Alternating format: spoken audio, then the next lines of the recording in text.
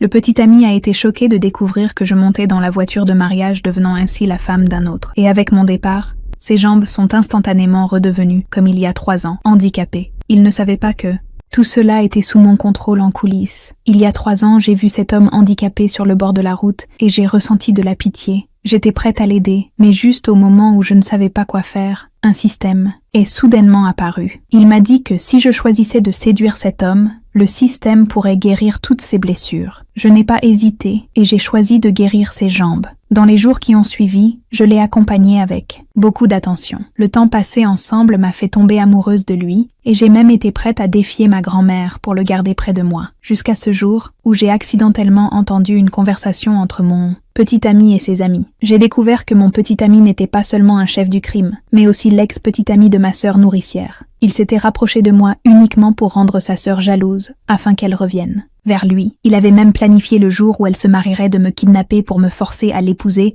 à sa place remplaçant ainsi la sœur nourricière par moi. Je n'avais pas imaginé que ce sale type et ma sœur nourricière se jouaient de moi. Dégoûtée, j'ai décidé d'arrêter de manipuler ce type, ce qui signifiait que les jambes guéries de l'homme seraient à nouveau endommagées. J'ai alors décidé de changer de cible en me concentrant sur le jeune homme en état de végétation. Au moins, cela semblait plus utile que de poursuivre ce sale type. Le lendemain, pendant que je mangeais avec mon petit ami, ma sœur nourricière est entrée en trombe, faisant semblant de renverser la bouillie chaude que je tenais. Sans pitié, je lui ai donné une gifle lui ordonnant de nettoyer ça. Mais mon petit ami est intervenu pour défendre sa sœur. À ce moment-là, le lustre de la pièce est tombé soudainement. Dans cette situation dangereuse, mon petit ami n'a pas hésité à tirer sa sœur dans ses bras. J'ai été directement écrasée et envoyée à l'hôpital. Quand je me suis réveillée à l'hôpital, j'ai découvert qu'ils étaient en train de flirter en secret. Furieuse, je lui ai donné une gifle et lui ai demandé s'il avait de la conscience de me repousser dans un moment dangereux pour protéger une autre femme. Ma sœur nourricière, toujours calculatrice, a joué la carte de la victime, disant que c'était de sa faute et que, si quelqu'un devait être frappé, c'était elle. Je lui ai donné satisfaction, mais le sale type en a été rancunier. Sur le chemin du retour,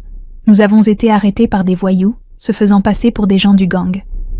Ils m'ont attrapé, menaçant de me donner 100 gifles ou de briser les jambes de mon petit ami. Ils m'ont forcé à choisir. Le sale type était sûr que je choisirais de recevoir les gifles pour lui, alors il a rapidement dit de ne pas toucher à ma petite amie. Voir cette comédie m'a dégoûtée, alors j'ai demandé aux voyous de briser ses jambes. Cela a choqué les deux qui étaient venus, juste pour observer ma sœur nourricière, a même éclaté en sanglots me traitant d'égoïste. Le sale type, voyant cela, a échangé un regard avec ces hommes. Ils ont immédiatement commencé à me donner 100 gifles. À ce moment-là, j'ai vu qu'ils se moquèrent de moi. Je jure de leur faire payer 100 fois plus. Mais à ce moment-là, des dizaines de voitures de luxe